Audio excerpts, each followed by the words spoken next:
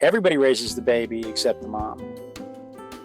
The golden lion tamarin practices alloparenting, where the father, siblings, and cousins do the carrying while the mother steps in only for feeding. During the first month of life, the father carries the infant about 20% of the time.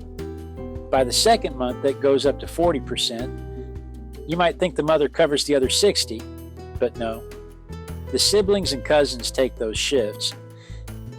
These guys have claws instead of fingernails, or close enough to claws that they were classified as claws for hundreds of years.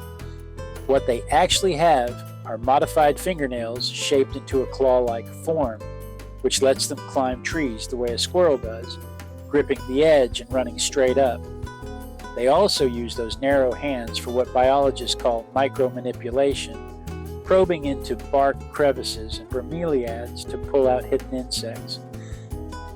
Their mane is not just the thing that got them named after a lion.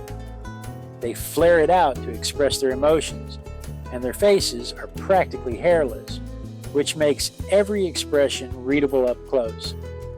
When the Europeans first encountered them in the 1500s, that combination was enough to make people want to take them home. The pet trade started early and ran long, and it's a big part of why these animals ended up in trouble. They've been in the Atlantic coast forest of Brazil for millions of years, but that forest is now less than 2% of what it once was. By the 1970s, the wild population was down to an estimated 200 animals.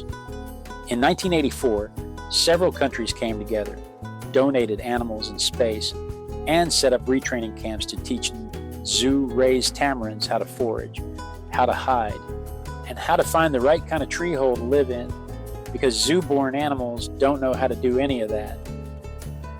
The biggest setback since then was 2018, when a yellow fever outbreak caught from mosquitoes carrying the virus from people wiped out about a third of the population, dropping them from 3,700 down to 2,500. As of the 2023 census, they're back up to around 4,800 in the wild, plus another 400 or so in zoos.